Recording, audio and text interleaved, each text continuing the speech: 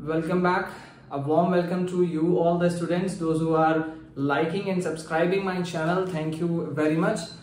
आपको यही चैनल को और अच्छे लोगों को और अच्छे तरीके से प्रमोट करना है, so keep on promoting. And now again I'm back creating the video on the practical pattern of ICSE examination. See, ICSE examination for class 10th, there is a pattern which includes 100 marks of practical, and this practical examination is going to be conducted by the external examiner and internal examiner of the same school, the same institution. So one there will be external examiner, means the head for the examination department, and one will be the assistant of them. So this 50 marks is divided, 100 marks is divided into 50 plus 50 related to your project file, and this other one is related to your practical test that I am talking about. This practical test is the physical fitness test. What it is? It is physical fitness test that is consisting of 6 tests related to physical fitness for different physical components development and test. अब ये 6 examination 6 test जो आपके होते हैं, इनको किस pattern पे कराया जाएगा और इसके कितने मार्क्स मिलेंगे, इन बातों का आपको जरा ध्यान रखना है. तो अलग अलग टेस्ट्स हैं और अलग अलग इसके बेसिस पर मार्क्स हैं. तो ये 50 मार्क्स आपके टेस्ट के बेसिस पर आपको कराए जाएंगे with the external and internal examiners. सबसे पहली चीज आप ये ध्यान रखें कि भाई आपको अपना डिसिप्लिन अपने स्कूल के टीचर से बहुत अच्छे तरीके से मेंटेन करना है. और ध्यान से सुन लो, स्कूल के टीचर से पंगा नहीं लेना, बिल्कुल भी मत लेना, क्योंकि अगर टीचर की हटी तो दुर्घटना घटी.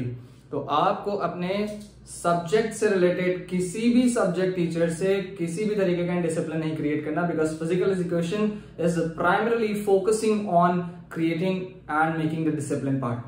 So now moving back to this 6 physical fitness tests, in which the first physical test is of distance running.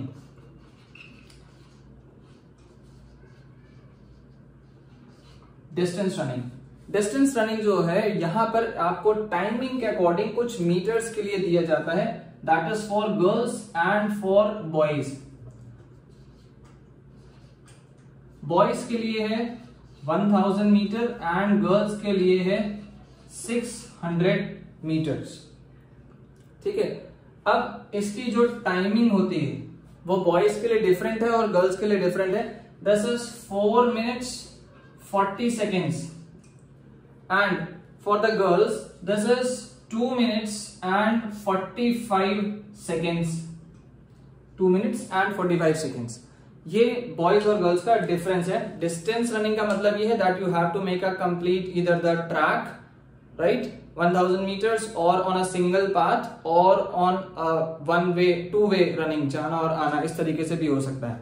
So that is a kind of a general warm up, but it is including in a test that you have to complete these 100 meter, 1000 meter and 600 meter tests in the time periods, right? If you complete it, you will getting the full marks. इसके साथ ही साथ मैं आपको अभी इसी में ही एक photograph, a short clip या एक शॉर्ट वीडियो एड ऑन करके बताऊंगा कि किस तरह से हर एक एक्टिविटी को करना है. ठीक है. वीडियो को लास्ट तक जरूर देखें और सारे टेस्ट के बारे में जानकारी लें. If you facing any doubt, you can go ahead with the comment sections. Now moving to the second one is 50 meter dash. This 50 meter dash is called as like a sprint. Sprint का मतलब क्या है, dash का मतलब क्या है, that you have to start from one point, that is the starting point, and you have to end up to the next one, the last one. For boys and girls it is of different. For boys and girls it must be in 7.3 seconds. ये जो time major होता है ये seconds और टेंथ्स में होता है. ठीक है. तो बॉयज के लिए है 7.3 और गर्ल्स के लिए है 7.7. अगर आप इसे इतने टाइम पीरियड पे कंप्लीट कर लेते हैं, then you will be getting the perfect marks, full marks. Then test number 3. Test number 3 is of shuttle run. Shuttle run का मतलब ये है that you have to start from one place, going to the second place, picking up the object, coming back to the first starting point, then again going back to the point, you have to pick up the second object and again coming back to the starting point and then finish it up at the last at the speed. तो this is called as a shuttle run. यहाँ पर आपके shuttle भी as a object हो सकती है. School में अगर देखें तो कोई डस्टर भी यूज किया जा सकता है, कोई बॉक्स भी यूज किया जा सकता है. And the distance is of 10 yards. अब इसका one line to other line distance क्या होगा? That is of 10 yards. और इसको आपको खत्म कितनी देर में करना है? That is for boys and girls. For boys it is different and for girls it is different. Boys के लिए है 10.4 seconds and girls के लिए है 11.0 seconds. That is 11 seconds.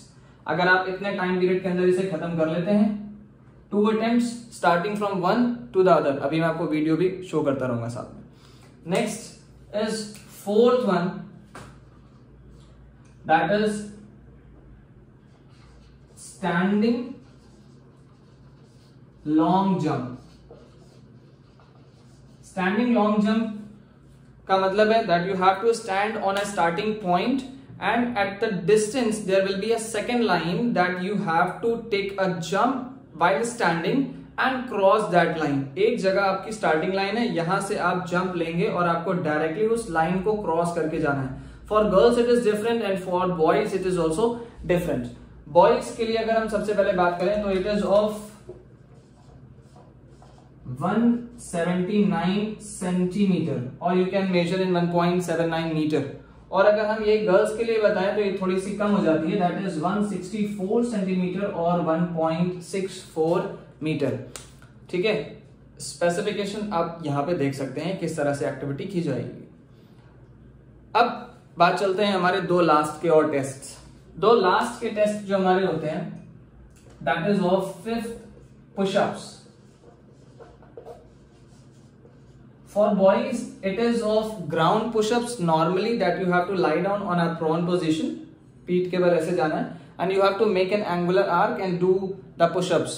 तो ये push-ups भी जो है वो आपकी normal boys के लिए होंगी और girls के लिए जो होती हैं वो modified push-ups होती हैं. Modified push-ups means you either bend the knees or you can take the help on the bench. So it may be as a incline push-ups as called as. So for boys it is different calculations and for girls it is different. For boys they have to perform 24 push-ups and for girls they have to do 20 push-ups in a minute. ये time period भी क्या है? So there is in a minute you can perform this. Next, the last test is crunches or you can say it is sit-ups. भाई बहुत से लोगों का ये myth होता है, it is a misconception and misunderstanding by the people, by the students, that sit-ups doesn't means that आपको उठक बैठक करनी है भाई.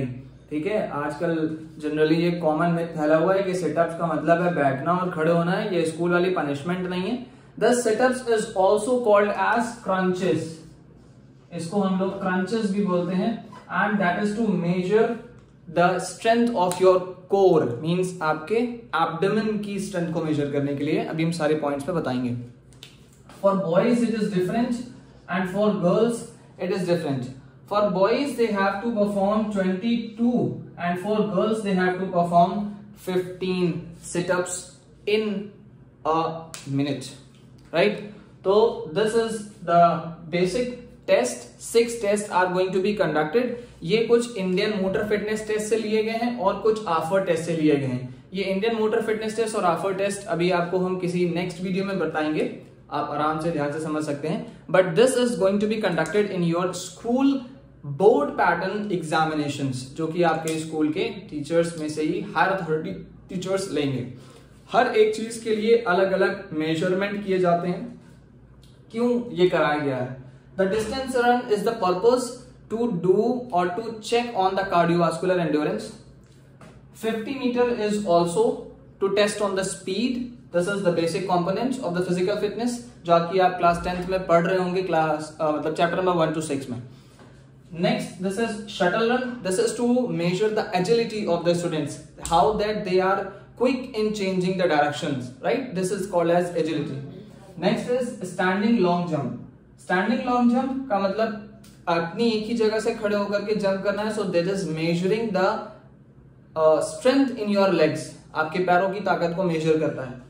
पुशअप्स की बात करें, so it is measuring the strength of your shoulders, and situps की बात करें तो it is measuring the strength of your core, आपके एब्डोमेन एरिया की को मेजर करता है। So these all are the 6 number of tests that is going to be conducted for the ICSE board practical examinations along with the viva. अब viva जो आपका 50 marks का practical project file है, you have to prepare any of the 2 games either of your choice that is given in a syllabus.